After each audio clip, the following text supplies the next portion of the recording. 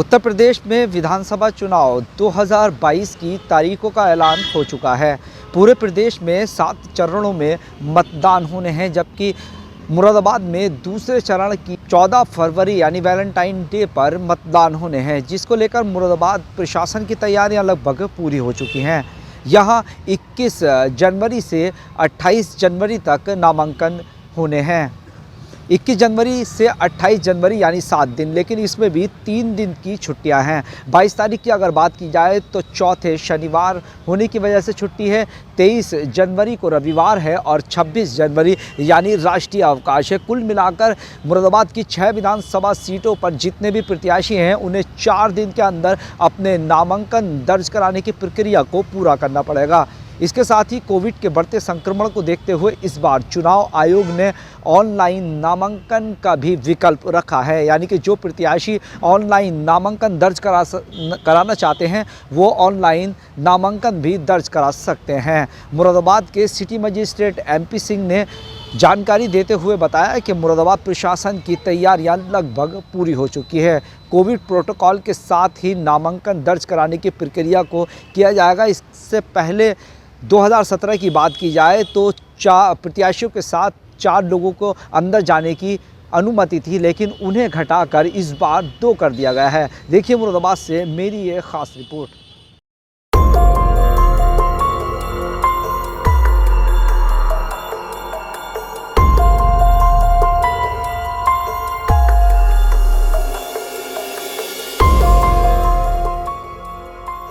मुरादाबाद में विधानसभा चुनाव के दूसरे चरण में 14 फरवरी को मतदान होना है, जिसकी तैयारियों को लेकर पुलिस और प्रशासनिक अधिकारियों ने कमर कस ली है। वहीं 21 जनवरी से नामांकन प्रक्रिया शुरू हो जाएगी, जिसको लेकर कलेक्ट्रेट परिसर में बैरिकेडिंग से लेकर सुरक्षा व्यवस्थाओं का खाका तैयार करने में पुलिस और प्रशासनिक अधिकारी जुटे हुए हैं।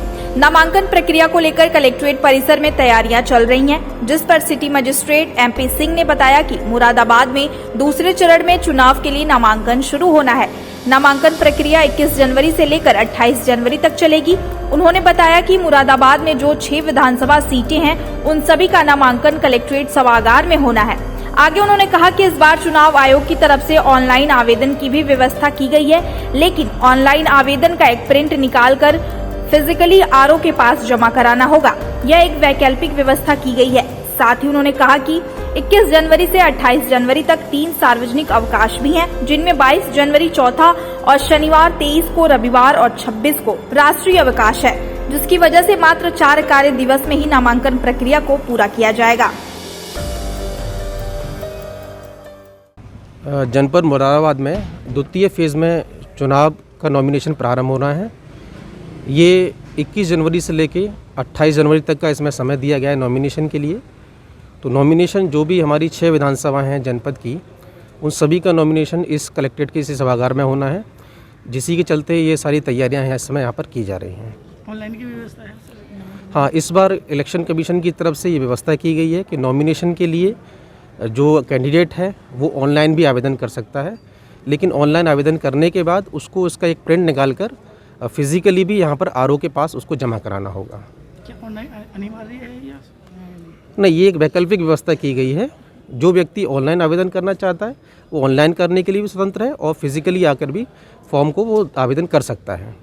तो क्या तैयारियां पूरी हो चुकी हैं सर? तैयारियां अभी चल रही हैं और कमरों की जो कोर्ट रूम में जिसमें नॉमिनेशन किया जाएगा वो तैयार किए जा रहे हैं। CCTV कैमरे लगाए जा रहे हैं।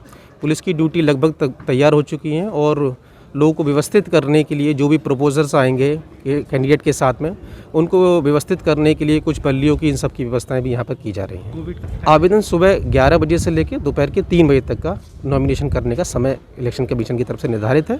पूर्व से यही होता है और यही समय इस समय भी लागू है। नॉमिनेशन के लिए जनपद मुरादाबाद में 21 जनवरी से लेकर 28 जनवरी तक का समय इसमें दिया गया है नॉमिनेशन करने के लिए, लेकिन इसमें 22 तारीख जो है जो कि चौथा सैटरडे है, 23 तारीख संडे है और 26 जनवरी को राष्ट्रीय अवकाश है। तो इन 3 दिनों में नॉमिनेशन पत्र स्वीकार नहीं किए जाएंगे। बाकी के जो अवशेष दिन हैं उनमें नॉमिनेशन पत्र को कैंडिडेट आकर यहाँ पर दाखिल कर सकते हैं।